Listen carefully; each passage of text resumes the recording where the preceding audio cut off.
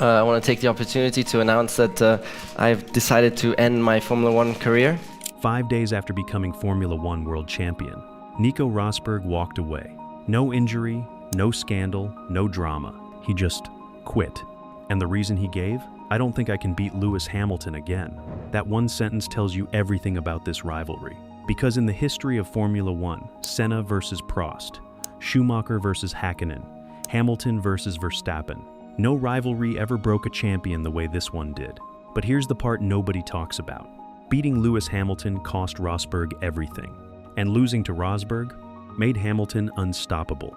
This is the story of the rivalry that destroyed one man's career and created the greatest version of another, long before the crashes, the politics, the hatred. Lewis Hamilton and Nico Rosberg were just friends. They met in karting. Hamilton from Stevenage, England, a working-class kid whose father worked 3 jobs to fund his racing. Rosberg, the son of 1982 world champion Keke Rosberg, Formula One royalty. Different worlds, same dream. They traveled together, stayed in the same hotel rooms, pushed each other on track. Nobody could have imagined that one day, those same hotel corridors would feel like enemy territory. Fast forward to 2013, Lewis Hamilton shocks Formula One. He leaves McLaren, the team that raised him, developed him, gave him his first championship, and signs for Mercedes, a team that had won 1 race in 3 years. The paddock thought he'd lost his mind. Then 2014 arrived.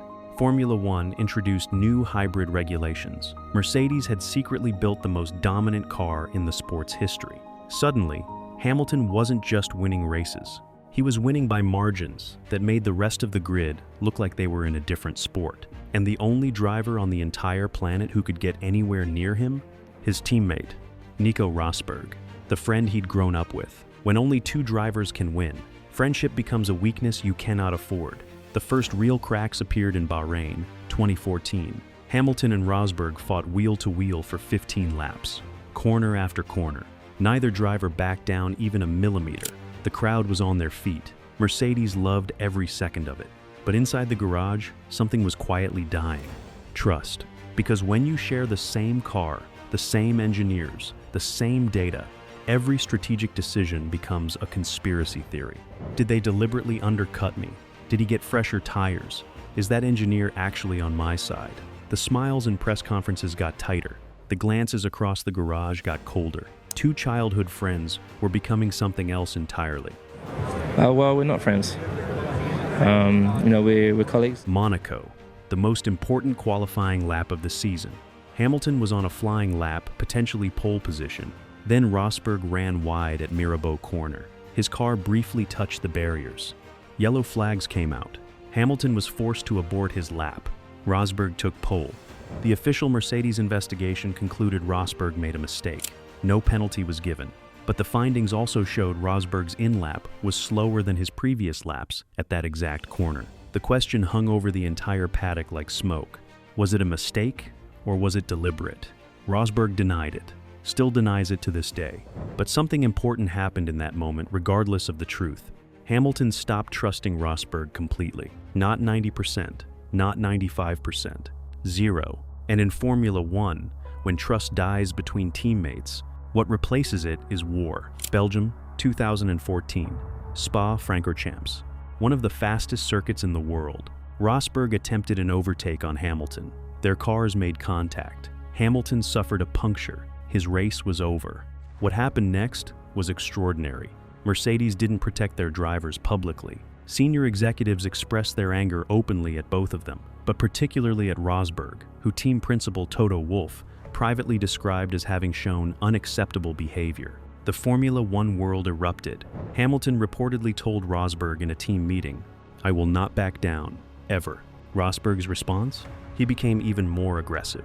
We had a meeting with Toto and Nicky, and I said what I need to say in there, and he said what he needed to say, and that's as far as we need to go, really. Austria, Japan, race after race near misses, contact, radio explosions, garage confrontations. The pressure inside Mercedes was becoming unbearable for everyone around them.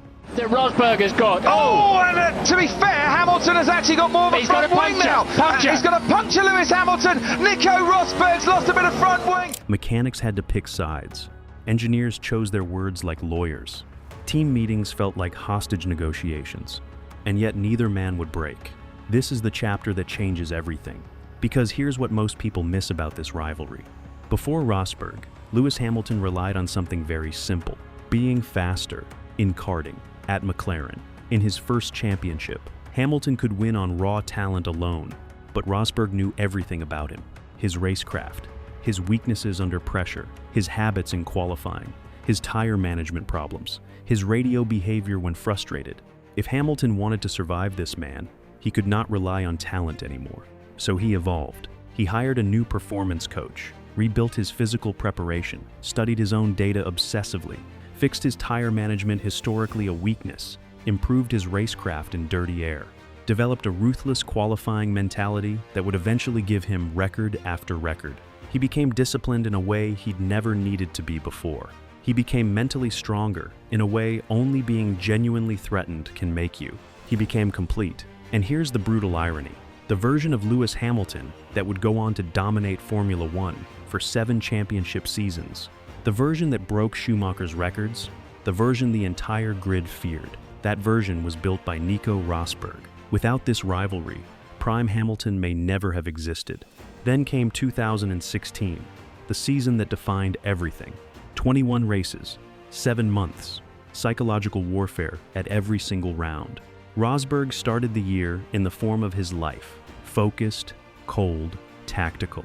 Hamilton fought back, won races in brilliant fashion, closed the gap. Into the final race, Abu Dhabi, Rosberg led the championship by 12 points. Hamilton needed to win, and needed Rosberg to finish lower than third. What happened next was one of the most controversial moments in recent Formula One history. Hamilton won the race, then, deliberately openly, on team radio, slowed his pace, trying to bunch the cars behind him, trying to force rivals past Rosberg. Rosberg's team radio became urgent. His engineers were panicking. Mercedes ordered Hamilton to speed up. He refused. "I'm sorry, guys. I'm not slowing down. We've got a chance to win this championship." Rosberg survived, finished second, won the title by 5 points. When he crossed that line, he became Formula One world champion. After years of sacrifice, years of fighting, years of being told he was the second best driver in his own garage, Nico Rosberg had done it. 5 days later, press conference. Rosberg walked in looking exhausted. He retired, effective immediately. A reigning world champion, 31 years old, walking away at the peak of his career.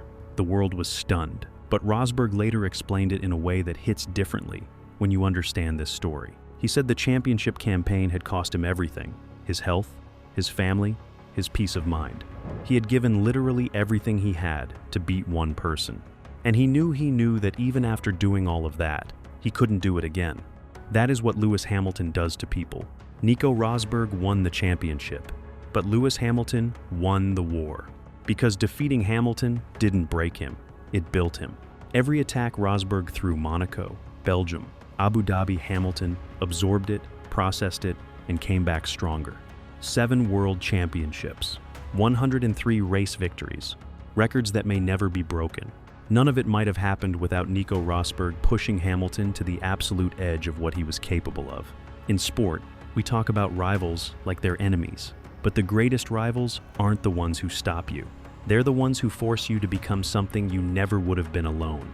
For Lewis Hamilton, that person was Nico Rosberg, and somewhere, Nico Rosberg knows it too. If this story hit different, like the video and subscribe. More F1 documentaries like this every week. And drop a comment. Do you think Nico Rosberg could have beaten Hamilton again in 2017? Thanks for watching.